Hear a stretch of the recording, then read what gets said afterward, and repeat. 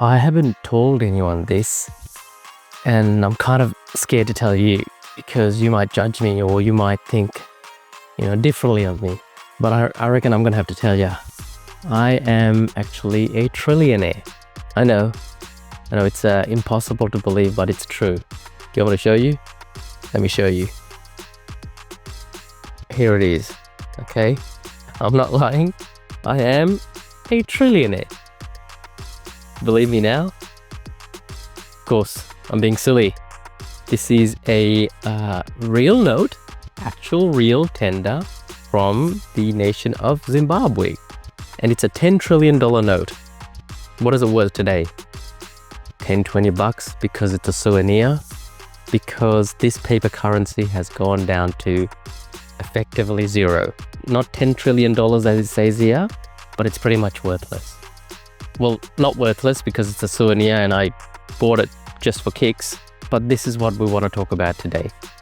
How fiat currency, paper dollars, are meaningless.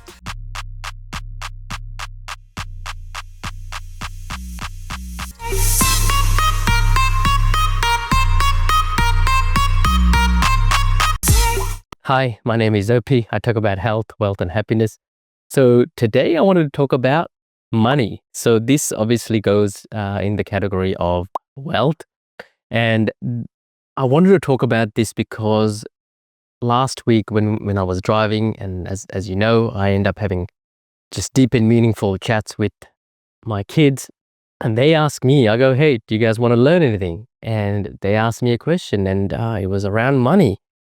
I can't remember the specific question, and then I ended up going down a rabbit hole, as I often do, and ended up teaching them about the setup of the Federal Reserve, the fractional reserve banking, and I tried to dumb it down as much as possible for a 9 and 11-year-old to understand.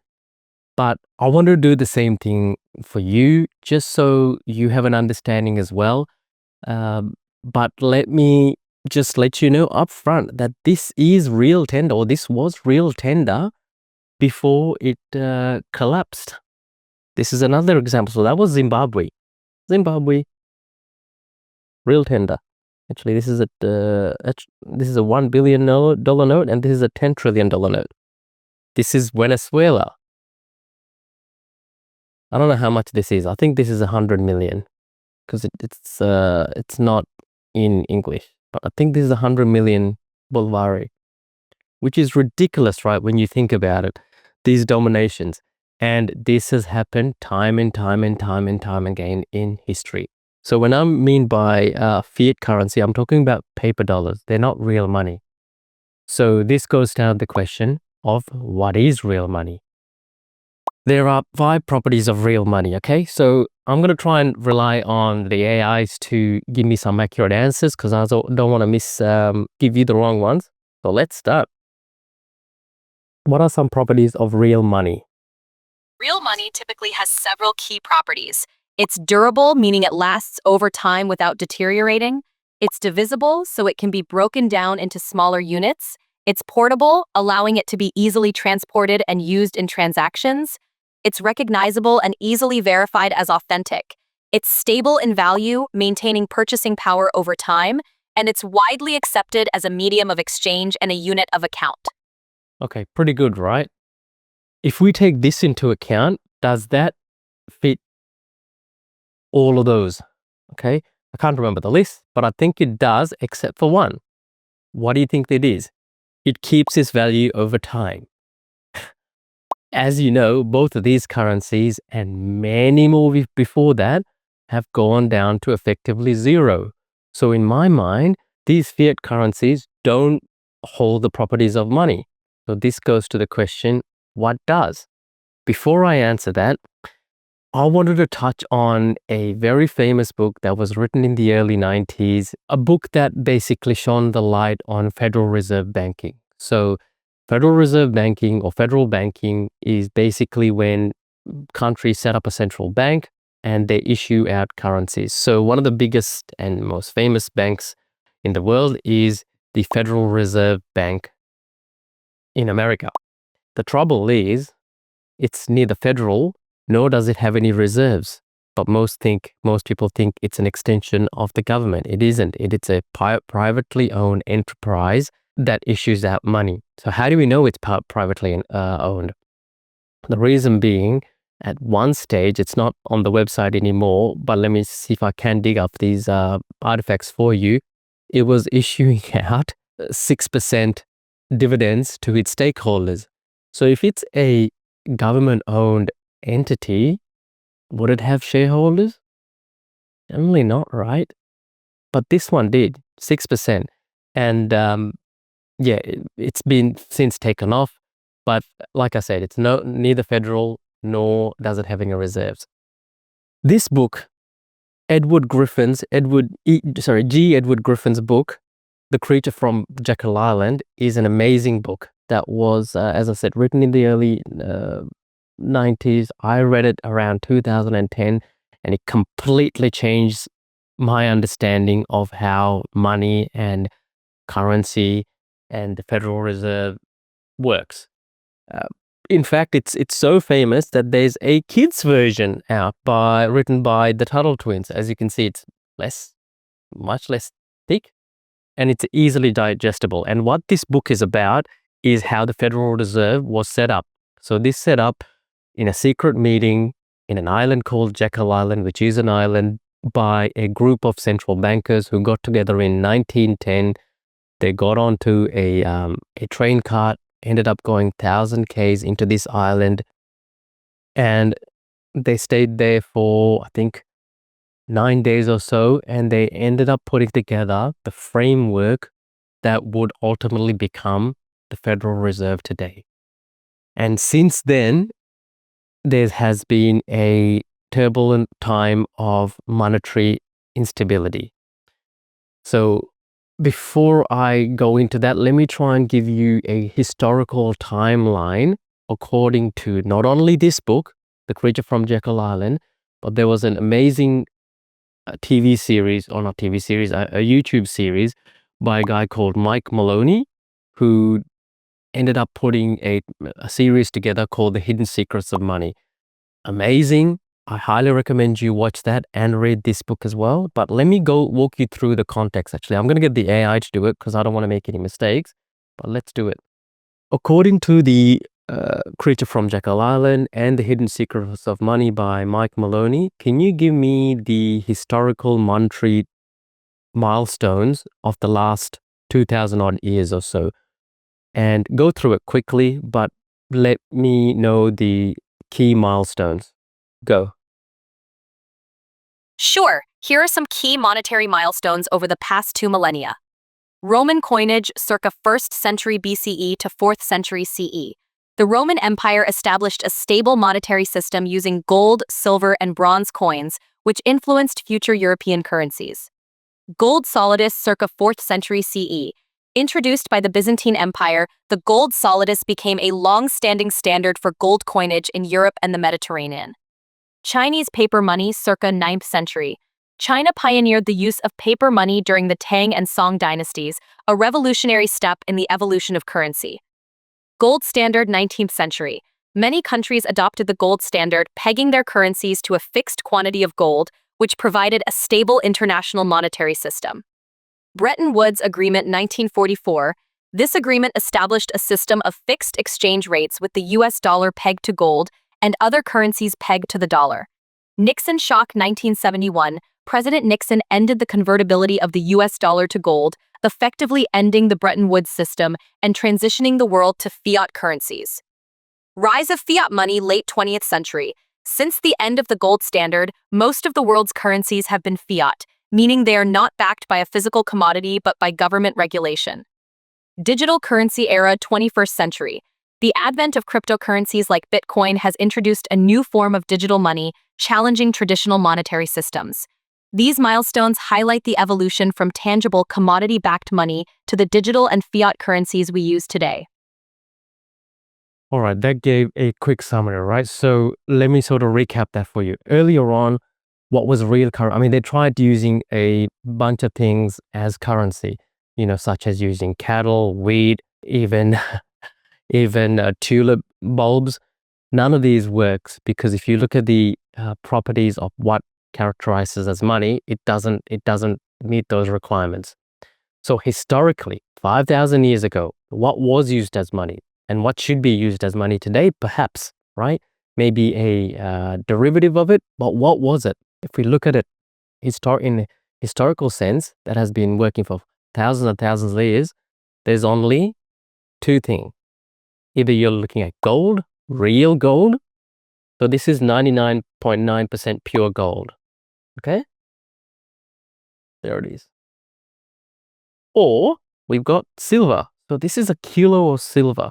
I don't know if you've ever held a kilo bar of silver, but this is heavy, really heavy. Like, it's really dense. And I started buying silver, as I said, after I ended up reading this book and a few other books. So this was minted by the Melbourne Mint. Again, 99.9% pure silver. So the reason why these actually hold value is because it intrinsically has value.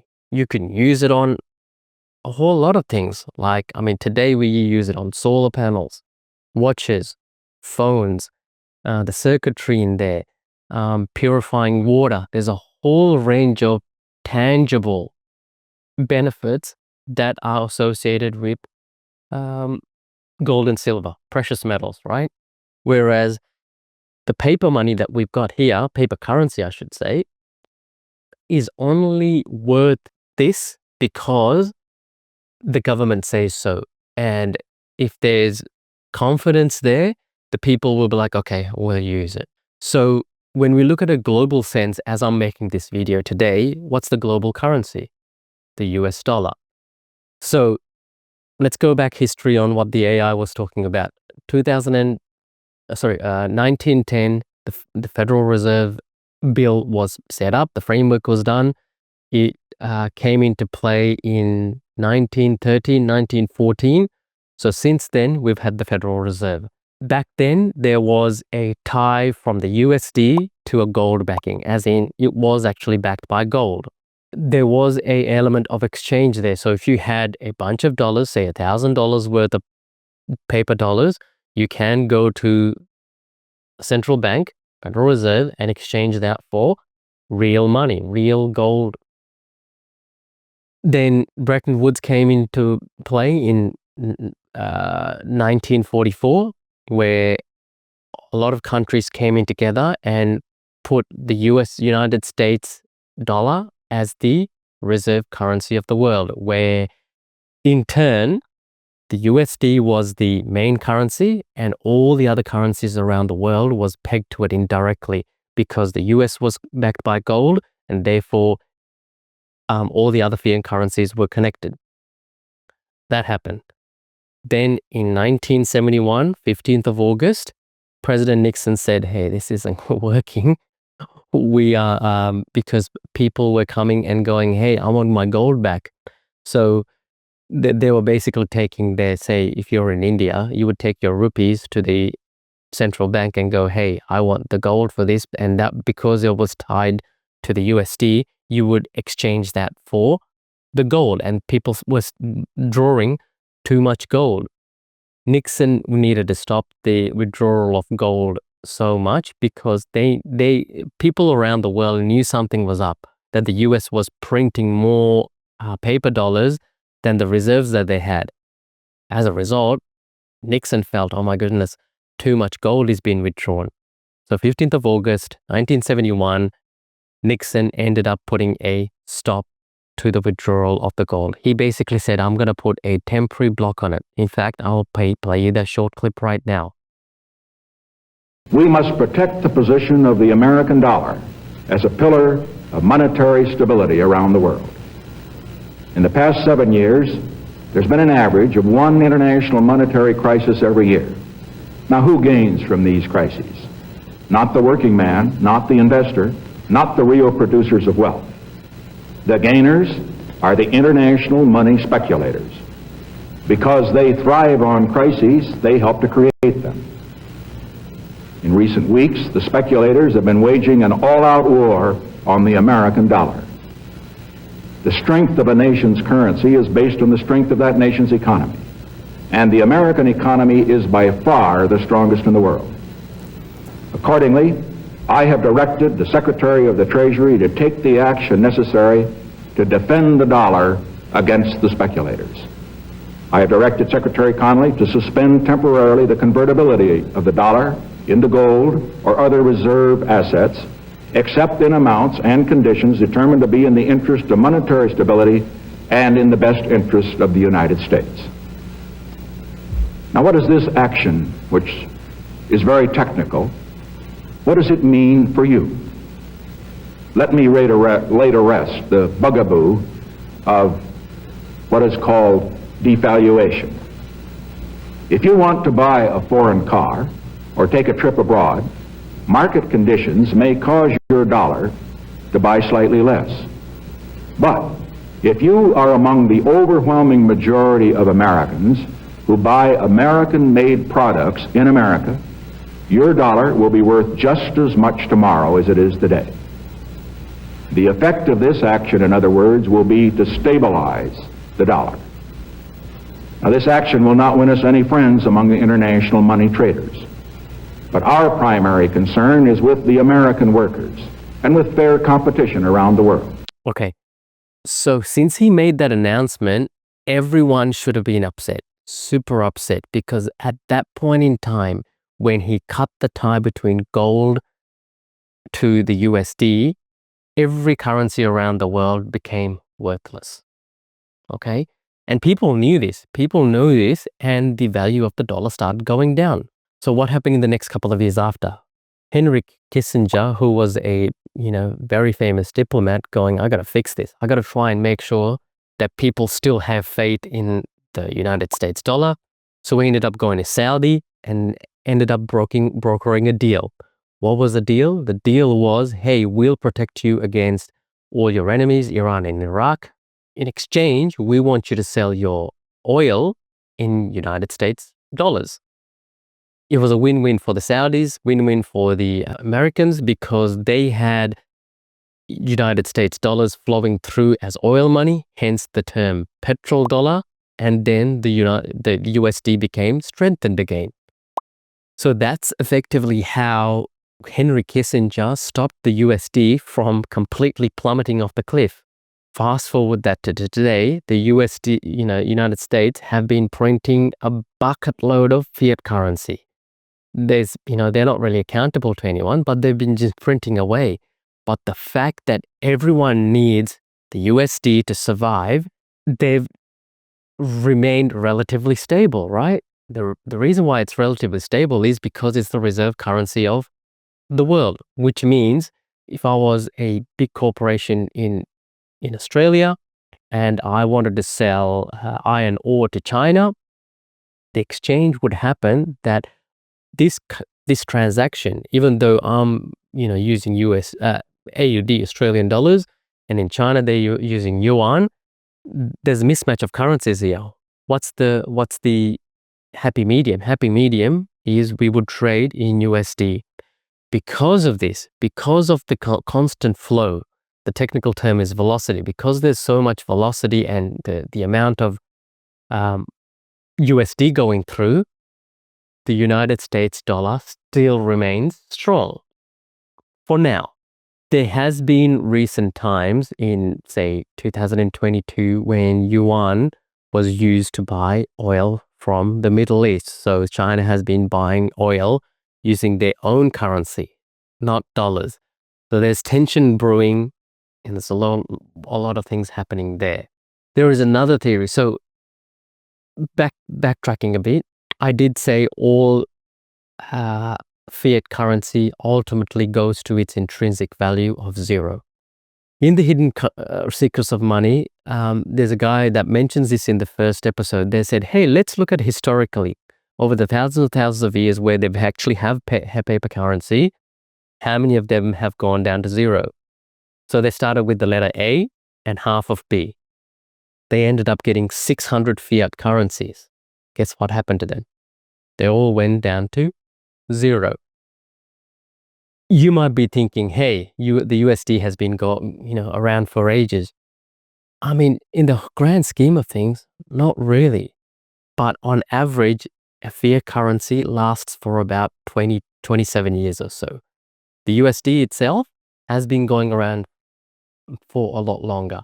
There is a theory behind this. There's a guy called Brent Johnson, I think his name was, ended up putting a theory called the dollar milkshake theory, which basically means because the USD is a fiat currency, but it's still the reserve currency of the world, it will ultimately be the last currency that'll collapse because all of the other currencies are still being sucked through the straw. Actually, I'm not going to explain this. Let me try and get the AI to explain it because I don't want to stuff it up for you. Can you explain the dollar milkshake theory by Brent? Sure. The dollar milkshake theory, proposed by Brent Johnson, suggests that the US dollar will strengthen significantly relative to other currencies due to global demand for dollar-denominated assets and the US's relative economic strength. The milkshake metaphor describes how global liquidity, provided by central banks, is being sucked up by the US through its strong currency, making it harder for other countries to compete. This can lead to increased volatility in global markets and financial stress in countries with high dollar-denominated debt. Essentially, the theory predicts that the US dollar will remain dominant and even become stronger in the face of global economic turmoil, which has various implications for international trade and finance. So that's the theory, right? But the odds are, ultimately, even though it will strengthen in the short term, ultimately it will collapse. Will I still be around to see it? I don't know. Will my kids be around to see it? I don't know. But the odds are, considering that every single fiat currency has failed throughout history, there's a good chance that fiat currency will, including the US dollar, will come to its intrinsic value of zero. So what are the options? The options are to hold real world assets, such as property, such as tangible assets like this. Well, this is not an asset because this is actual money. This is actual currency. This is a dollar. Sorry, not a dollar. This is a troy ounce of gold. So the reason why it's so unique is, the time of the Romans. You can take a gold ounce, a gold troy ounce like this, and you can get yourself a toga, a belt, sandal, a headpiece, and that would cost you around a troy ounce of gold. Fast forward that to today. You can get yourself a nice suit, a belt, shoes, tie, handkerchief, all for the value of a troy ounce. So you get where I'm going with this, right? The actual, it's been thousands of years, but this has not depreciated. This has not depleted in value. An ounce is an ounce, whether we're talking now or in historical times, meaning the buying capacity, the ability for this to buy and the purchasing power has remained the same throughout thousands of years. How is that possible? If you think about this from a monetary sense, how much was a loaf of bread when you were growing up? How much was a liter of milk? How much was petrol to fill up your tank? Do you remember your mum and dad filling up your car back then? I remember in the early 90s, when we were filling up, petrol was, I remember, 50 cents, 55 cents. Now it's $2, 3 times in a matter of 3 decades. So the value of the dollar has reduced, the purchasing power has reduced. But when you compare that to, such things as this, real gold, it hasn't reduced at all, not in 3 decades, but, 2,000 years. I'm hoping that this makes sense. Does this mean I want you to go out and buy gold and silver? Maybe, maybe not. The reason why I say maybe not is this itself is more of a hedge. In today's day and age, you can't complain. There's no tax benefits of it. There's no depreciation. You're basically holding it as a hedge against a collapse, hedge against the monetary system going down. So I'm not going to give you any financial advice here. I'm going to just let you sort of understand the dynamics of currencies and real money. I mean, same thing as this. Look, this is pretty cool, right? I mean, if you ever get a chance to hold it. It's amazing because you feel like you're really holding something here. And this is, as I said, 99% pure silver. Again, I mean, I bought this for $700. I don't know what it's worth now. It's easily doubled since then. So over time, it's not that the value of this has gone up, but it's because the fiat dollars, the purchasing power, the value has reduced. Therefore, you need more of it to buy a real asset. Does that make sense? I hope it does. So the point of this was to let you know that many of the world's problems are stemmed from fractional reserve banking, central banks, and a whole lot of other things. If you think about the wars that have happened, poverty, they all, believe it or not, if you understand this, ties back to central banking systems, and more so the federal banks, the Federal Reserve. So what you have to do is, if you can, try and learn about this so you actually understand this process more holistically. Secondly, invest in real assets, tangible things that you can actually touch.